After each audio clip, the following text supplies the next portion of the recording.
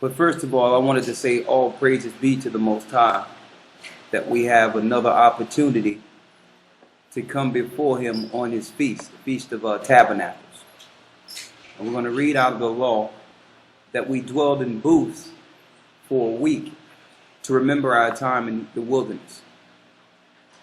The Most High wanted to continually remind us of how he protected us and fulfilled his promise in giving us a holy land and giving us a place of our own after being citizens of Egypt for over 200 years. So the Feast of Tabernacles was a year-to-year reminder of that protection in the wilderness so that we could not forget where we came from, how the Most High protected us and continue to protect us. I wanted to real quick talk about something real quick because I noticed, and this ain't no long lesson. As a matter of fact, we're going straight into the food in a couple of seconds. All right, so let me make this clear. But it's a feast of the Most High, remembrance of that. And I was thinking, what message should be relayed for us to go forward, for self-reflection, and so that we can be better for the Most High in preparing ourselves without being long and drawn out. I think it can be a lesson within itself. And what I was thinking, especially going into the day of the memorial blowing of the trumpets, the Day of Atonement, the Feast of Tabernacles, it's sort of like the Most High has given us an opportunity for cleansing. You understand, for a change, for going in, because we already know that these particular, the memorial blowing of the trumpets is the beginning of festivals, right?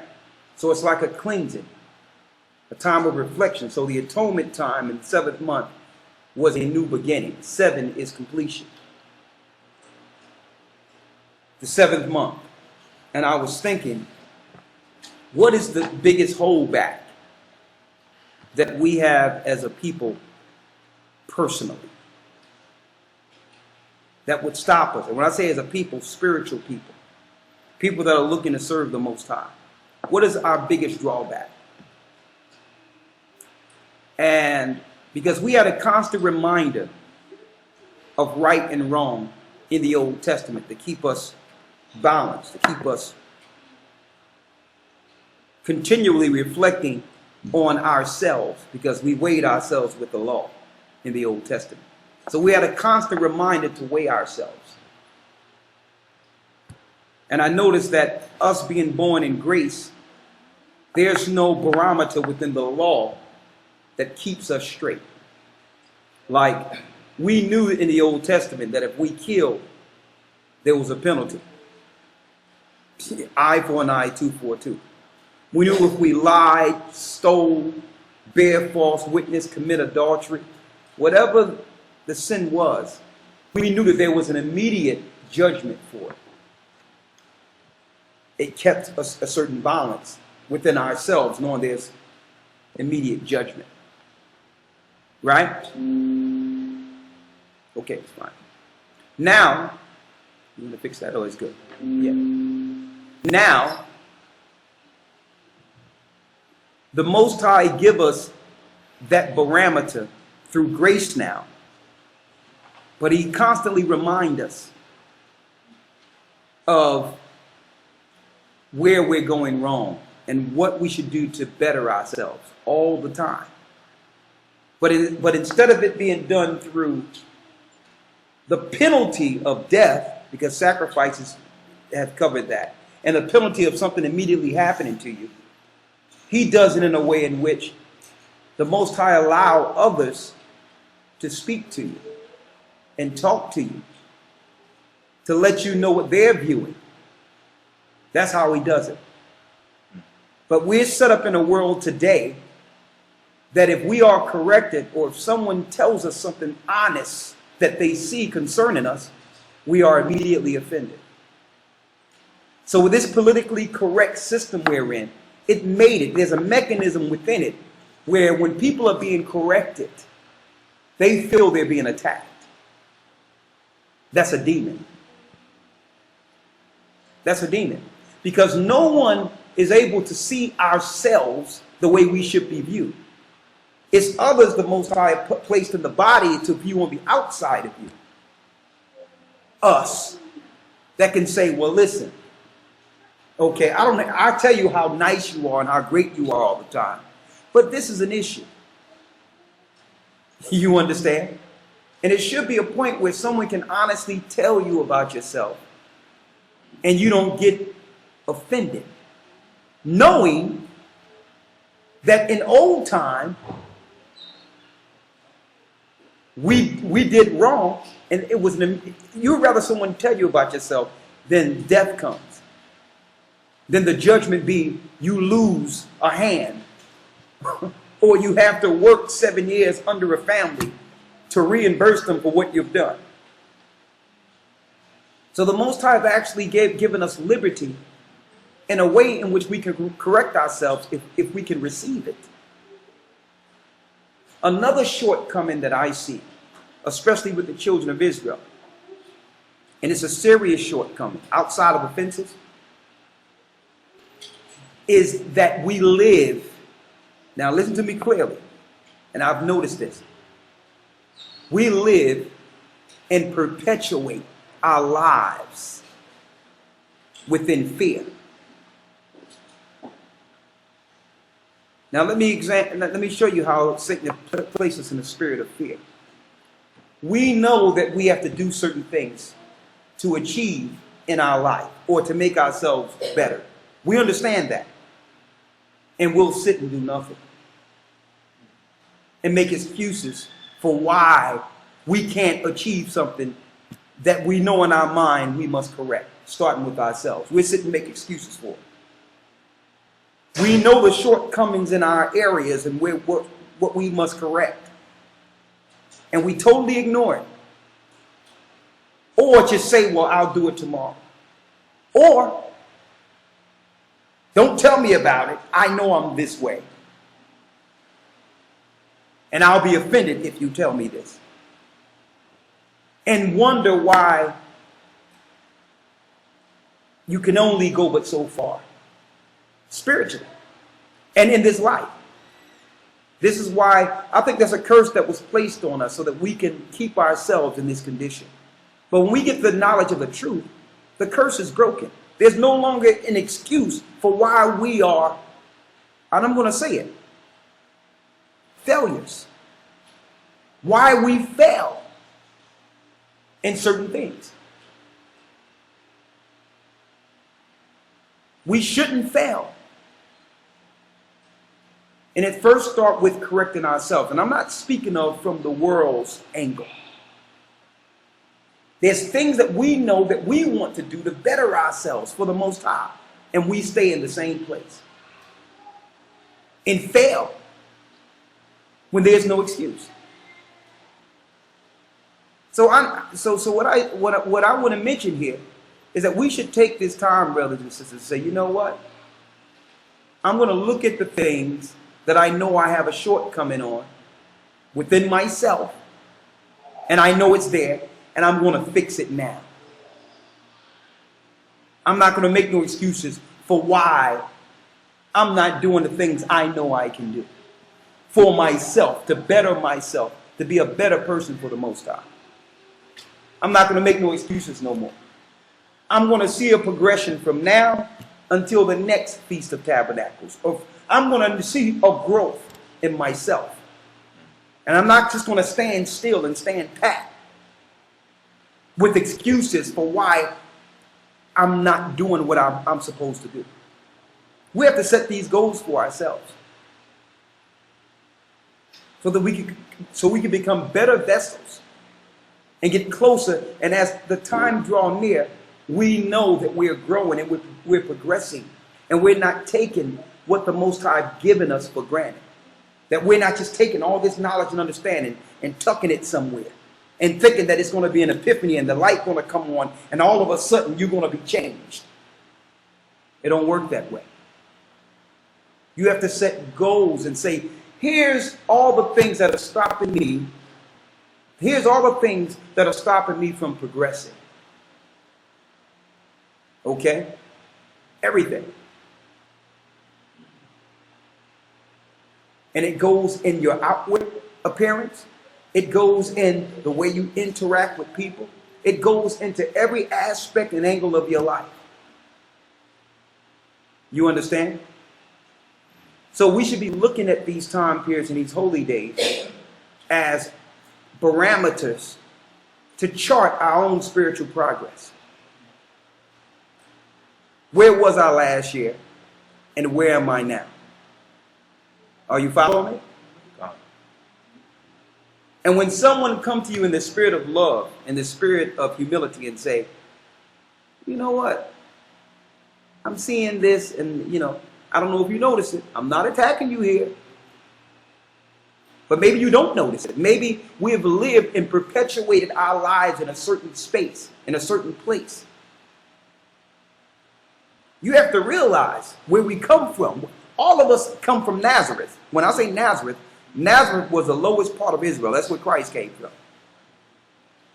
And we all came up with bad behavior and bad patterns.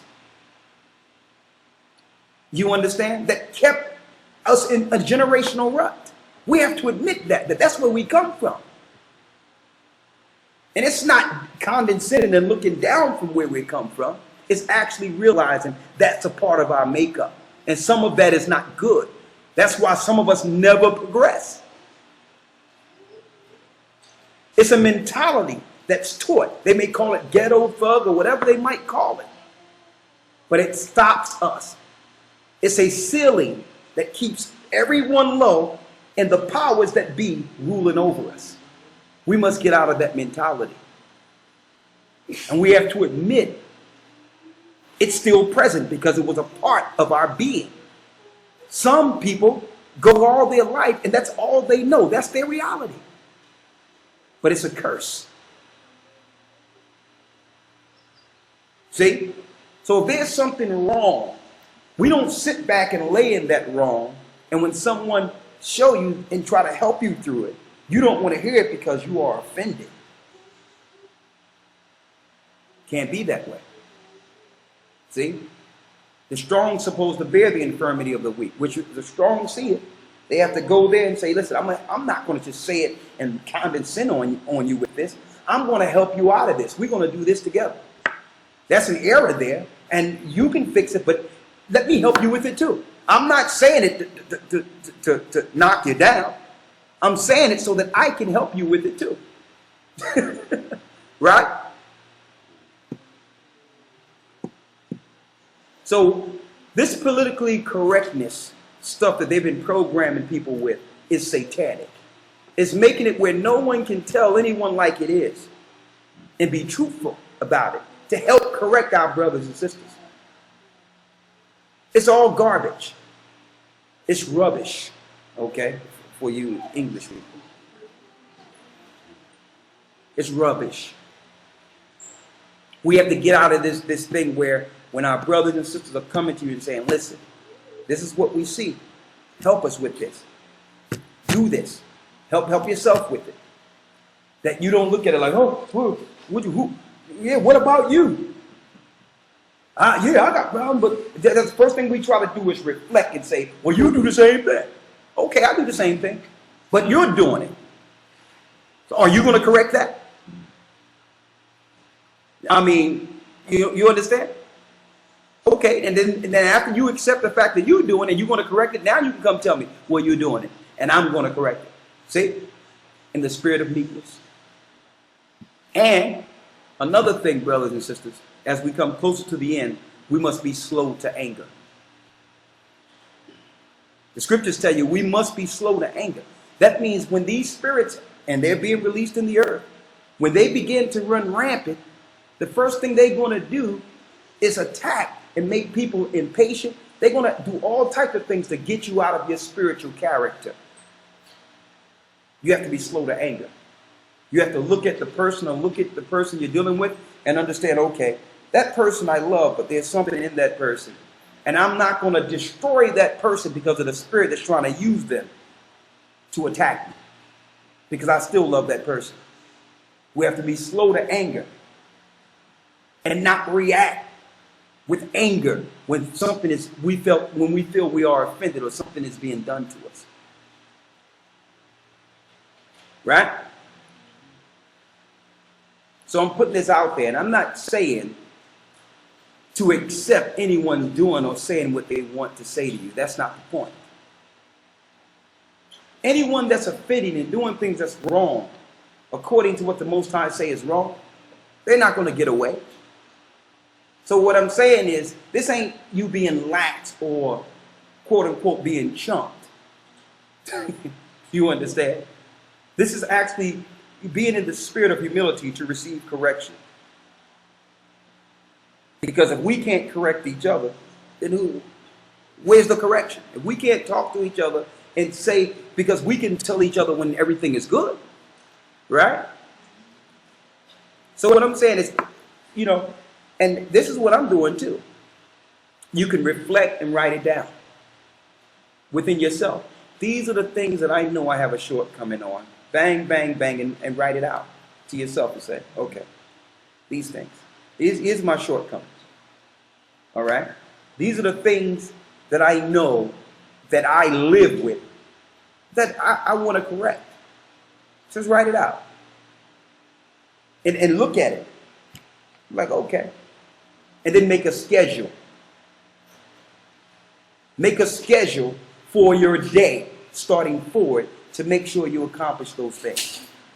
And you're going to find the same way we were programmed to stay in a slave mentality or a ghetto mentality, you will reprogram yourself.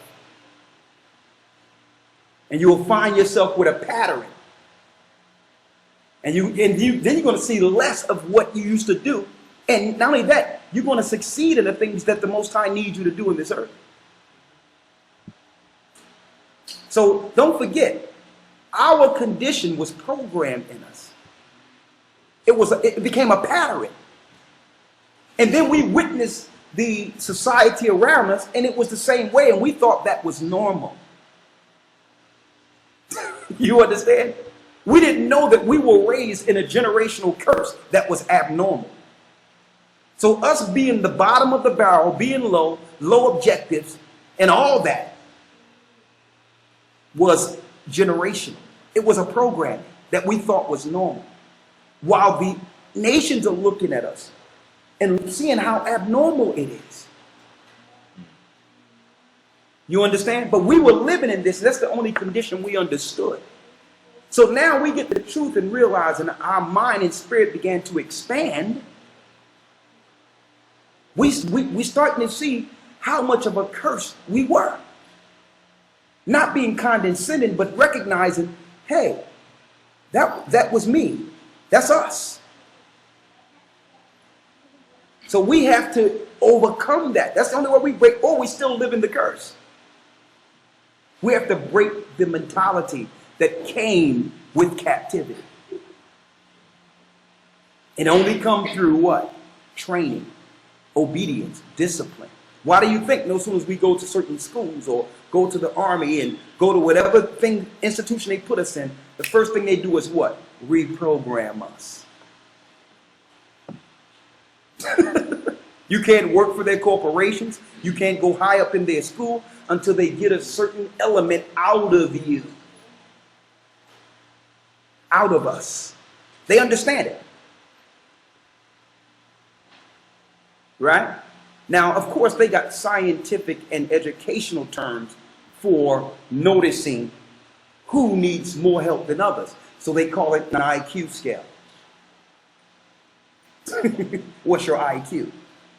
Or your class scale.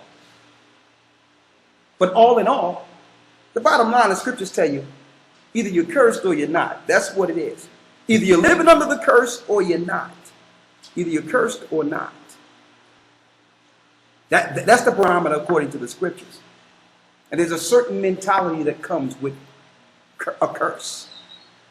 Now that we have the truth, we can't use the curse as an excuse. Right? The perpetual generational thing that kept us down and not being able to achieve a certain level It should be gone, right? Because we understand we're Israel. We understand who our God is. We know his name. We understand his son. We understand how the heavenly operations, according to the scriptures, function. We understand how to link to our help. Right? Right? So if something that we want to do and it's not getting done, whose fault is that? Whose fault? It's our fault. Read that real quick. We're in the book of St. Matthew, chapter 8, verse 7. Come on.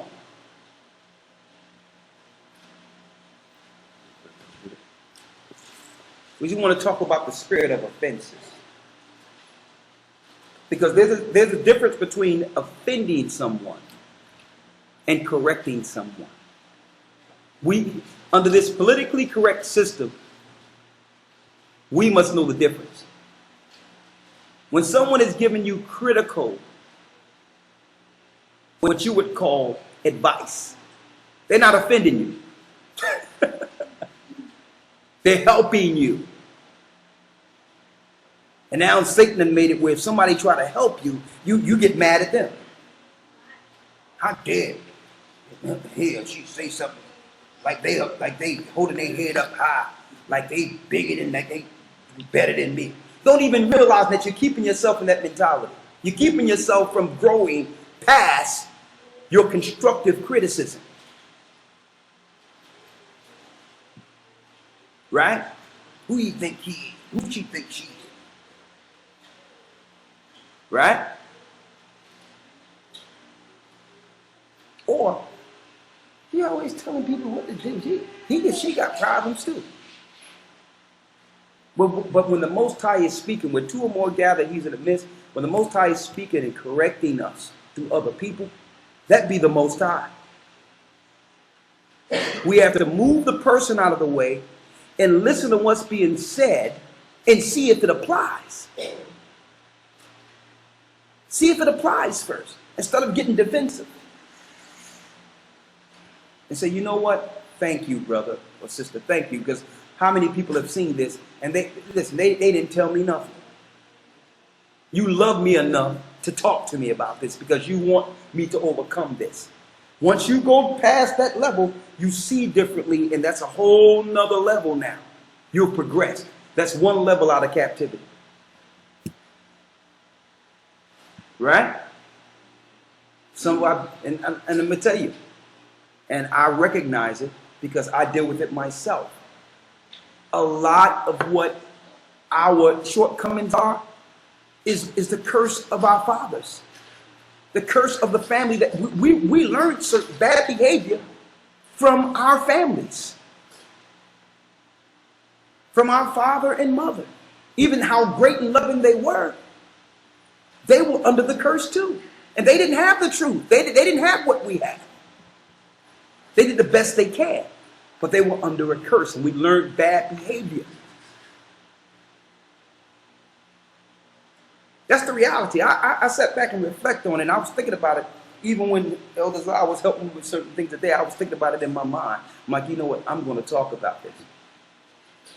Because these are the things I go through.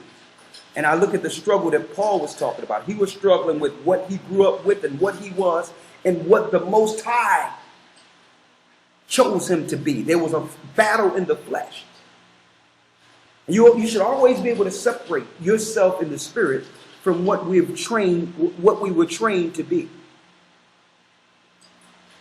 You understand? And know that that's a struggle. So others, it's the church, it's brothers and sisters that have to help us with these things. See? And not be offended when someone comes with constructive criticism. Read. This is St. Matthew chapter 18. I'll start at verse 6. Come on. Salaki. I said 8. Salaki. It's 18, yeah. Mm-hmm. It's fine. St. Matthew chapter 18, verse 6. Yes. For whoso shall offend one of these little ones which believe in me, it were better for him that a millstone were hanged about his neck, and that he was drowned in the depth of the sea. Now, why does it say that? And I'm putting this out there because if it's someone really is offending people and hurting people, are they getting away with it? No. So you shouldn't be offended when someone's trying to correct you. Now, I want to deal with it from that concept. Because if anyone is going around being offensive and all that, guess who's going to take care of it? The Most High. He said, if you offend one of these little ones, you going around messing around purposely and hurting these little ones, which are my flock, I'm going to take that up. That's what Christ said. I'm going to take that up. So now, listen, can I do more to someone than the Most High? Vengeance is the Most High. So I'm not going to feel someone's offending me. If they come to me with some constructive criticism, I'm like, all right, thank you. As long as it's done in the spirit of meekness. Like the scriptures say. If you see someone overtaken in a fault, restore such a one in the spirit of meekness, considering thyself, lest thou also be tempted. Now if you come with, yeah, and with your chest up, and you can't be cursing people out and all that. No, I'm not listening to that. But if you come in the spirit of the Most High, I must receive that. Right? Read it. Verse 7, woe unto the world because of offenses. The Bible says, woe unto the world because what? Of offenses. Of offenses. Why it says woe and destruction to the world? Because this world was taught to offend people. The whole world is one big offense. Read. For it must needs be that offenses come. He says it's needful that offenses will come.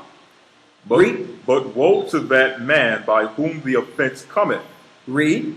Wherefore if thy hand or thy foot offend thee, cut them off and cast them from thee.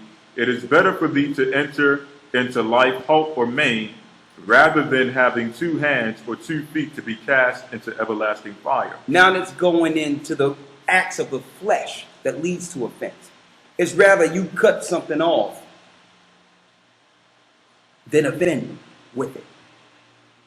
Okay? If somebody's stealing all the time and they just got a spirit of stealing, it's better their hand, they didn't even have a hand. So it's better to stop what you're doing than to continue to do it, which lead to hellfire. That's what it's talking about.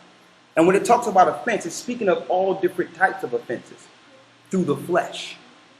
So there will be offenses. The Most High is going to take care of them. So I want to show the difference between an offense and what?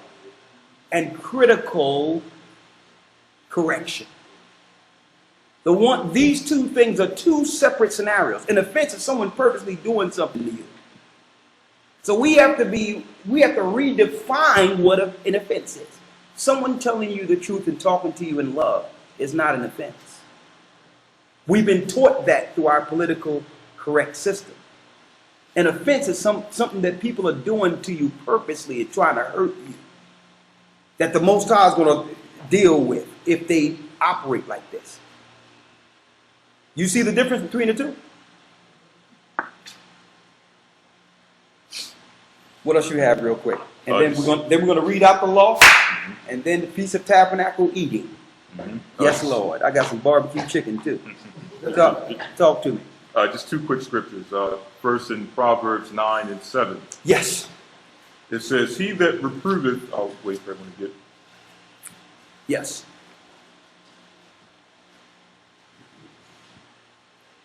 It says, he that reproveth a scorner getteth to himself shame, and he that rebuketh a wicked man getteth himself a blot. Reprove not a scorner, lest he hate thee. Rebuke a wise man, and he will love thee. See that? A wise man that you rebuke will love you even more. But people that won't get corrected, they will hate you for rebuke or correction. They'd be like, I don't want to be around this person. They're supposed to hate you because there's correction in your presence. But a wise man would be like, man, thank you. I just went to the next level there. I see that. I'm on the next level out of slavery, out of spiritual bondage. Thank you. I just took another level here. I see that. I'm going to correct that. I'm going to put that behind me. Done. Now I'm at the next level now. Or I can just stay in a rut where I am, talking about nobody can tell me anything. A walking curse, living amongst curses, and just sitting there amongst just a horde of curses around you. Yeah, you can't tell me. And then you wonder why nothing, the works of your hands, nothing is prospering. That's everybody else's fault too. That's everybody's fault why you just in rut land. Yeah. It's a curse. Go on. Verse 9. Come on. Give instruction to a wise man. Give instruction to a wise man. And he will yet be wiser. And he will become wiser. Teach a just man. Teach a just man. And he will increase in learning. And he will increase in learning. And understanding that this life is for the experience and to grow. See? You can learn every day if you would like to. When I'm talking about learning, I'm talking about of heavenly conversation, of higher understanding. Go on. One last one. Proverbs 27:5. Yes. Open rebuke is better than secret love. Open rebuke is better than secret love.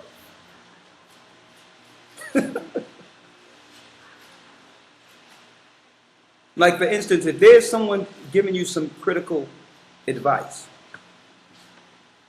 right? This is how you know when it's not setting in. When someone giving you some constructive advice that they see, that can and actually see the end of what can happen if you listen, and you come with an excuse to why you're operating like that.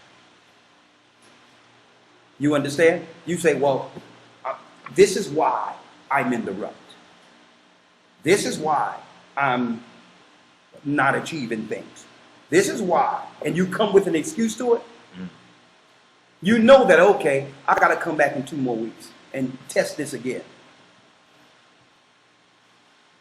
I got to come back in a couple of weeks. This person ain't going to get it. They're not getting it. But it's okay. Everyone's seeing their own time. But they will be there when we talk about this again. And that's a curse, brothers and sisters, and I see it. I've seen it. And if we, with all the gifts we have as a people, if we didn't have these built-in excuses, we would probably be out of here by now. We stop ourselves. We are our own enemy. Right? So when someone comes to you, anybody, in the spirit of love and correction, understand that it's the Most High and receive it as a person of wisdom so that now you can advance spiritually and not keep dealing with the same old man from year to year and never advancing. And show and not, then you're going to continue. You don't want to continue to not show progress. Obviously, if you had the answer to it, you wouldn't be in the scenario. So when the Most High sent others to help you out, listen. And that's vice versa. Right? You good, Lawya? Yes, sir. All right.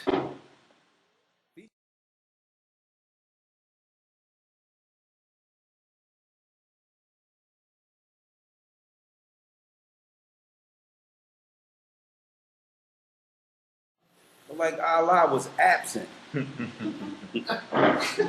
Allah just went on a sabbatical. Why? They went to make Hajj, and they still counting the bodies. People rushing to that rock, trying to get to that rock over there in Mecca. The last we counted was 700. 7 month.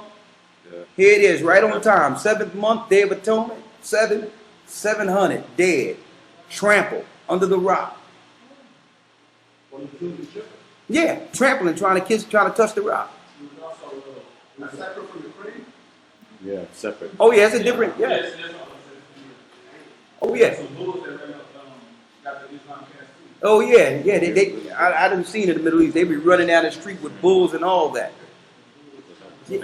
Yeah, I'm gonna tell you, you can be in your car trying to think, okay, let me go get me a sandwich or something, and you see some kids running around with machetes, and the bull is running down the street like, okay, this is very interesting. But anyway, the bulls, I heard they got their vengeance. I heard the bulls got together and trampled how many? What's the number on that?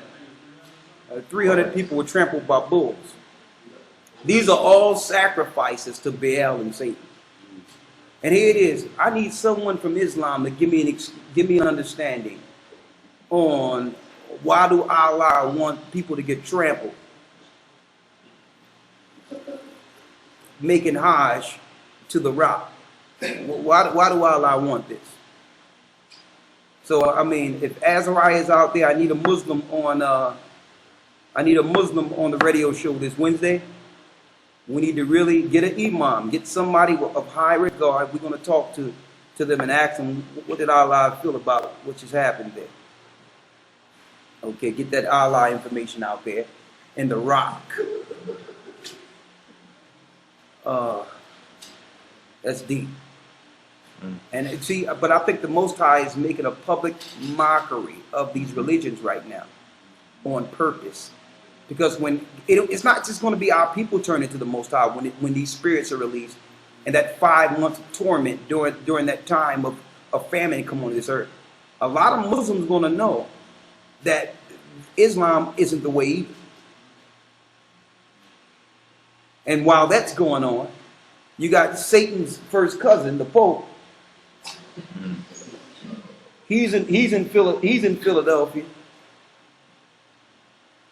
He's roaming and floating around. You know what I mean? Come to find out, this guy was a high Jesuit in the Jesuit order of the Catholic Church. If anyone know about the Jesuits, they're the high sorcerers on earth outside of the synagogue of Satan over there in Israel. They're behind all the false doctrine that's being taught through Christianity. So at the same time this is all going out, people are getting trampled over in Islam. Right? You have this guy kissing a baby. This baby couldn't be no more than 5, 6 years old. Did you see that, Lawya? I didn't catch that. And the guy that was holding up the kid, the child, the girl, and it's embarrassing to even say it, where his hand was on this child that was mincing while they was putting the baby up to the Pope to kiss the Pope. Yeah. They was molesting this child before millions and laughing. The guy laughing, holding up the child with his hands in all types of uncomfortable positions for this kid, this little girl. And look at the little girl's face while the Pope is looking to kiss the child. Bringing out pedophilia before the public. And anyone could see it. So here it is, they're messing with the children, killing the children. This is Christianity, the father of Christianity. The father of Christianity. Doing this. So you got people being trampled in Islam. They're showing straight pedophilia and witchcraft and sorcery. And you have the Pope talking about bringing in the New World Order and accepting homosexuality and all these things within society as mainstay. So now they're looking, the same thing Albert Pike said that they would do. They're looking to now abolish all religion on earth. That's why they are doing this on purpose and allowing these spirits to run rampant to discredit all the main religions. because the new religion, the new age religion, is accepting Satan, Lucifer, as the God that was behind both religions the whole time. That's where we are. So, hey.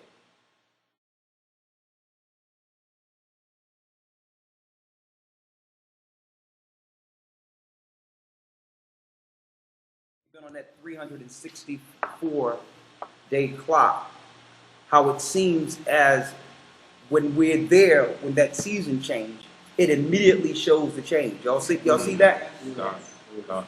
Right on time. It's like the Most High showed us that 364, 52 weeks is right on point. And when we did that equal parts night and day, every season been right on point ever since. And I know some people will look at it, well, if we do it this way, aren't we going to go into the winter if we do it this way? No. Because we've been seasoned, we dealing with the season. We ain't dealing with what their calendars are talking about. And that's why the scriptures tell you that they're not going to know the times, and the season's going to be out of course because their time is out of course. The seasons do the same thing every year. 364 days. The reason why things are out of season is because the Gentiles are out of time. They're not in the 364-day cycle. And every few years, they look to resolve that by saying, okay, it's leap year, or let's do this, or let's add this. Every some like years and decades, they have to come through and try to correct the fact that they haven't been following 364 days in a year. We don't have to do that. We're right on point. We're right on schedule. All praises be to the Most High, Bashim Yeshaya.